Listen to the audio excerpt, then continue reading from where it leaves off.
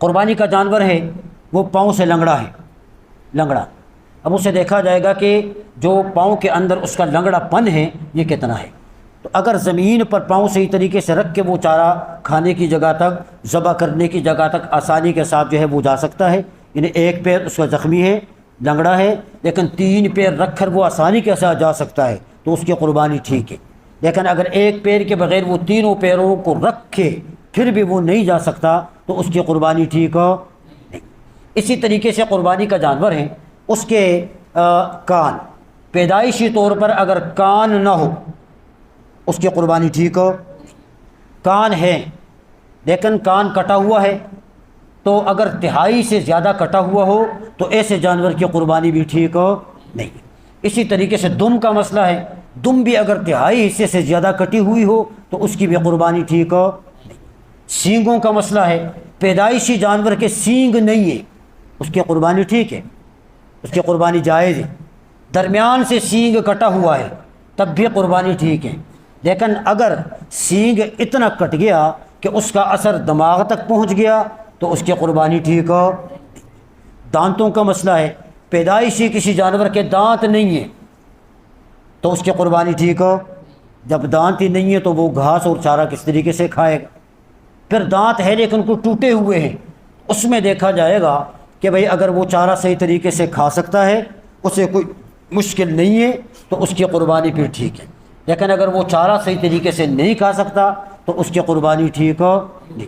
یہ میں اس لیے مسائل عرض کر رہا ہوں کہ پریشان ہو جاتے ہیں، پھر جا کر جانور کو دیکھ کے پھر لے کر آ جاتے ہیں، اور لے کر آنے کے بعد پھر فون کرتے ہیں کہ یہ مفتی صاحب مسئلہ بتائیں، جانور کو ایسا ایسا مسئلہ ہے۔ تو یہ اس لیے عرض کر رہا ہوں کہ جنہوں نے جانور نہیں خریدے اس سے پہلے یہ چیزیں ذہن کے اندر جو ہے یہ رکھنی چاہیے، تاکہ ہماری محنت جو ہے یہ صحیح طریقے سے ہو جائے، وہ خراب نہ ہو جائے۔ بعض دفعہ ایسا ہوتا ہے کہ آدمی جانور خرید لیتا ہے لیکن خریدنے کے بعد وہ جانور چوری ہو جاتا ہے، شریف لوگ اٹھا کر لے جاتے ہیں، گم ہو جاتا ہے وہ، اب کیا کرے گا بندہ؟ پھر کرے قربانی یا نہ کرے؟ بھئی 2 حیثیتیں ہیں، دیکھا جائے گا کہ جس آدمی نے جانور خریدا ہے وہ اس کے اوپر قربانی واجب تھی یا قربانی واجب نہیں تھی۔ تو اگر اس کے اوپر قربانی واجب تھی، صاحب نصاب ہے، صاحب نصاب ہے، وہ دوسرا انتظام کر کے قربانی کرے گا وہ۔ اور اگر وہ آدمی غریب ہے، نفلی طور پہ اس نے جانور کو لیا اور قربانی کرنے کے شوق میں اس طریقے سے، تو پھر اس پہ دوسرا جانور خریدنا لازم نہیں۔ جانور گم ہو جانے کے بعد پھر واپس مل جائے تو اگر وہ آدمی غنی ہے اور صاحب نصاب ہے، اسے چاہیے کہ وہ نہیں، اس کے اوپر لازم نہیں ہے دوسرا جانور ذبح کرنا۔ لیکن اگر وہ صاحب نصاب نہیں ہے، نفلی طور پہ اس نے لیا تھا اور قربانی کے دنوں میں وہ جانور مل گیا تو پھر اسے چاہیے کہ اس جانور کی بھی قربانی کرے۔ اور اگر قربانی کرنے کے جو 3 دن ہیں اس کے بعد وہ جانور آ کر مل گیا تو اب اس جانور کو بیچ دیں اور اس کی جو قیمت ہے وہ غریبوں میں اور مسکینوں میں جا کر جو ہے اس کو صدقہ کریں۔ بعض دفعہ ایسا ہوتا ہے کہ آدمی جانور خریدتا ہے کہ میں خود اپنی قربانی کروں گا، یعنی اپنے گھر کے لیے، اپنے لیے، اس کی نیت نہیں ہوتی کہ بھئی اس کے اندر اور بندے شریک ہو جائیں، خرید کے لے کے آ جاتا ہے۔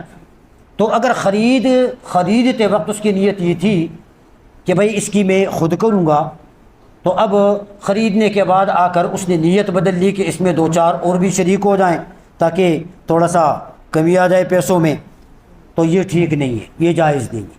اور اگر خریدتے وقت اس کی نیت یہ تھی کہ اس کے اندر میں اور لوگوں کو بھی شامل کروں گا اگر ضرورت پڑی، اگرچہ اپنے لیے لے رہا ہے، لیکن بعد میں اگر کسی آدمی کو یا کوئی شریک ملے اسے وہ شریک کرنا چاہے تو اس کو وہ شریک کر سکتا ہے، اس کی قربانی ٹھیک ہو جائے گی۔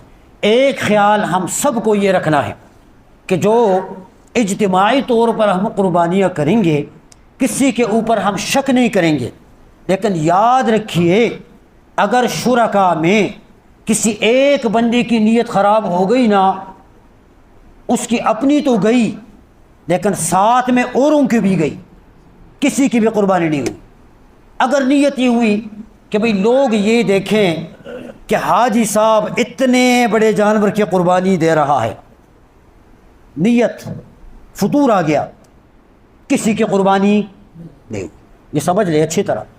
دکھلاوے کی نیت ہو پھر بھی کسی کی قربانی نہیں ہوئی، گوشت کھانے کی نیت ہو، گوشت کھانے کی صرف، پھر بھی کسی کی قربانی نہیں ہوئی، کسی آدمی کا پیسہ حرام کا ہو اس کی بھی قربانی، سود کا پیسہ ہو اس کی بھی قربانی نہیں ہوئی، حرام کا کاروبار کر رہا ہو اس کی بھی قربانی نہیں ہوئی۔ خدا کے لیے اس مسئلے کو اچھی طرح سمجھ لیں، اپنے اوپر بھی ظلم نہ کیا جائے، دوسروں کے ساتھ بھی ظلم کا معاملہ نہ کیا جائے، ورنہ قیامت کے دن اپنا بھی حساب دینا ہوگا اور ساتھ میں دوسرے لوگوں کا بھی حساب دینا ہوگا۔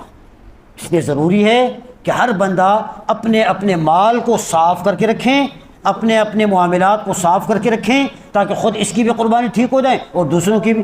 اب اگر کوئی آدمی اعتراض کرے کہ بھی چلو ایک کا مال حرام ہے نا، ایک کی نہیں ہوئی، باقی سب کا تو صاف ہے، باقیوں کی کیوں نہیں ہوئی؟ سوال بنتا نہیں بنتا؟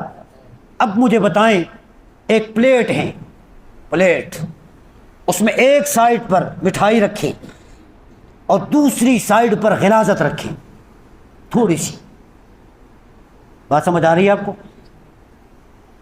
کھائے گا کوئی؟ کھائے گا؟ یہ جو پاک چیز رکھی ہے، مٹھائی رکھی ہے، اس کے ساتھ تھوڑی سی غلاظت رکھی ہے، تو وہ مٹھائی اس غلاظت سے بدبودار ہوگی یا نہیں ہوگی؟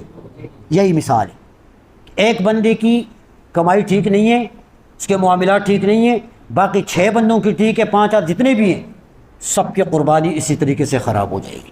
اسی لیے ان معاملات کو اور مسائل کو ان کا خیال جو ہے وہ رکھنا چاہیے۔ ایک مسئلہ اور ہے جو آج کل سوشل میڈیا کے اوپر بھی کچھ لوگ اس میں لگے ہوئے ہیں کہ بھینس کی قربانی نہیں ہو سکتی۔ بھینس کی قربانی کا کیا حکم ہے؟ بھینس کی قربانی فقہ حنفی کے مطابق جائز ہے، بالکل جس طرح بیل کا گوشت کھانا جائز ہے تو بھینس کا گوشت کھانا بھی، جس طرح اونٹ کا جائز ہے بھینس کا بھی، بکری کا جائز ہے بھینس کا بھی جائز ہے۔ اس وقت عربوں کے اندر جو لوگ نہیں کرتے تھے تو چونکہ مزاج کی بات تھی کہ عرب کے لوگ بھینس کو پسند نہیں کرتے تھے، لیکن جاہلیت کا دور تھا، جس جانور کو انہوں نے پسند کر دیا ان کو حلال قرار دیا، اور جس کو پسند نہیں کیا تو اس کو حلال قرار نہیں دیا۔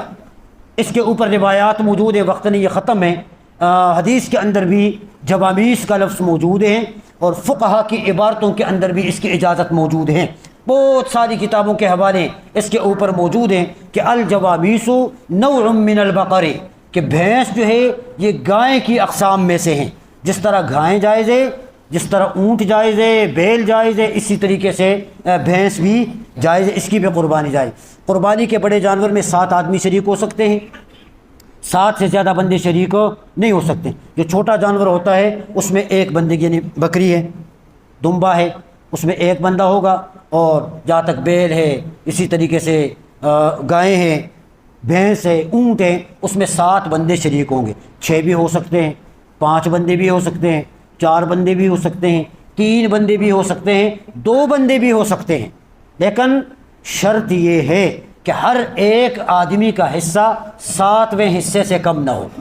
7ویں حصے سے کم، 7ویں حصے سے کم نہ ہونے کا مطلب کیا ہے؟